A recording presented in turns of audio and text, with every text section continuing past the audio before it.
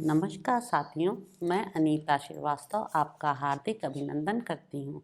श्रीमद् वाल्मीकि रामायण में आज का प्रसंग है राजा दशरथ के अनुरोध से वशिष्ठ जी का सीता सहित श्री राम को उपवास व्रत की दीक्षा देकर आना और राजा को इस समाचार से अवगत कराना। राजा का अंतःपुर में प्रवेश। उधर महाराज दशरथ जब श्री रामचंद्र जी को दूसरे दिन होने वाले अभिषेक के विषय में आवश्यक संदेश दे चुके, तब अपने पुरोहित वशिष्ठ जी को बुलाकर बोले, नियम पूर्वक व्रत का पालन करने वाले तपोधन, आप जाइए और विघ्न निवारण रूप कल्याण की सिद्धि तथा राज्य की प्राप्ति के लिए बहु सहित श्री राम से उपवास व्रत का पालन कराइए। तब राजा से तथास्तु कहकर वेद वेत्ता विद्वानों में श्रेष्ठ तथा उत्तम व्रतधारी स्वयं भगवान वशिष्ठ मंत्र वेत्ता वीर श्री राम को उपवास व्रत की दीक्षा देने के लिए ब्राह्मण के चढ़ने योग्य जुते जुताए श्रेष्ठ रथ पर आरूढ़ हो श्री राम के महल की ओर चल दिए। श्री राम का भवन श्वेत बादलों के समान उज्ज्वल था। उसके पास पहुंचकर मुनिवर वशिष्ठ ने उसकी 3 ड्योढ़ियों में रथ के द्वारा ही प्रवेश किया। वहां पधारे वे उन सम्माननीय महर्षि का सम्मान करने के लिए श्री रामचंद्र जी बड़ी उतावली के साथ वेगपूर्वक घर से बाहर निकले। उन मनीषी महर्षि के रथ के समीप शीघ्रतापूर्वक जाकर श्री राम ने स्वयं उनका हाथ पकड़कर उन्हें रथ से नीचे उतारा। श्री राम प्रिय वचन सुनने के योग्य थे। उन्हें इतना विनीत देखकर पुरोहित जी ने वत्स कहकर पुकारा और उन्हें प्रसन्न करके उनका हर्ष बढ़ाते हुए इस प्रकार कहा, श्री राम, तुम्हारे पिता तुम पर बहुत प्रसन्न हैं, क्योंकि तुम्हें उनसे राज्य प्राप्त होगा। अतः आज की रात में तुम वधू सीता के साथ उपवास करो। रघुनंदन, जैसे नहुष ने ययाति का अभिषेक किया था, उसी प्रकार तुम्हारे पिता महाराज दशरथ कल प्रातःकाल बड़े प्रेम से तुम्हारा युवराज पद पर अभिषेक करेंगे।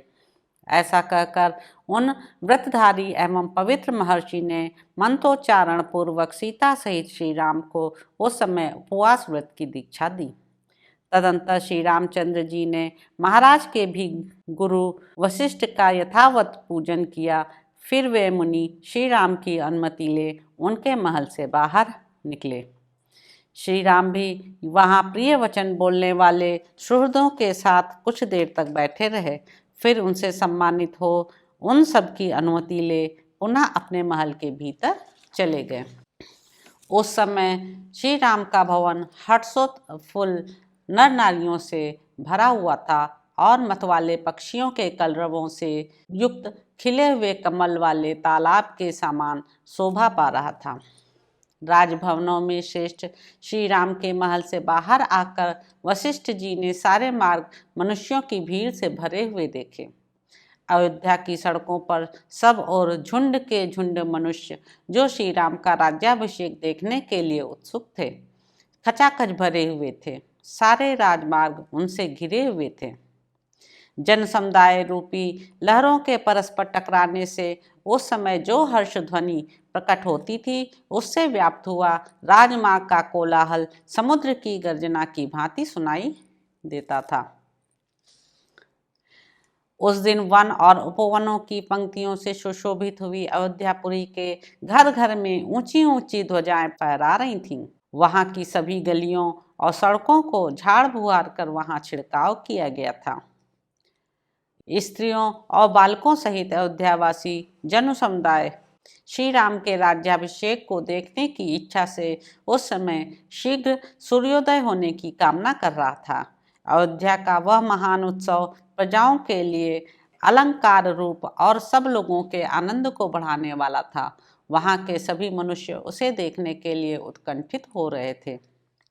इस प्रकार मनुष्यों की भीड़ से भरे हुए राजमार्ग पर पहुंचकर पुरोहित जी उस जनसमूह को एक ओर करते हुए से धीरे धीरे राजमहल की ओर गए। श्वेत जलद खंड के समान सुशोभित होने वाले महल के ऊपर चढ़कर वशिष्ठ जी राजा दशरथ से उसी प्रकार मिले जैसे बृहस्पति देवराज इंद्र से मिल रहे हों। उन्हें आया देख राजा सिंहासन छोड़कर खड़े हुए और पूछने लगे, मुने, क्या आपने मेरा अभिप्राय सिद्ध किया? वशिष्ठ जी ने उत्तर दिया, हाँ, कर दिया।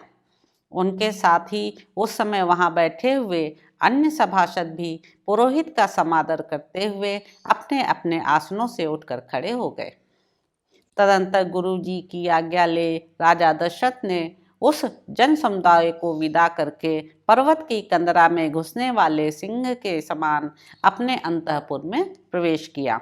सुंदर वेशभूषा धारण करने वाली सुंदरियों से भरे हुए इंद्र सदन के समान उस मनोहर राजभवन को अपनी शोभा से प्रकाशित करते हुए राजा दशरथ ने उसके भीतर उसी प्रकार प्रवेश किया जैसे चंद्रमा ताराओं से भरे हुए आकाश में पदार्पण करते हैं।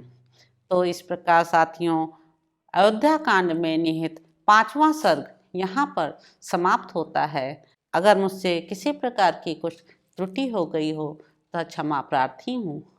मेरे इस चैनल को लाइक करें, शेयर करें, सब्सक्राइब करें। धन्यवाद दोस्तों।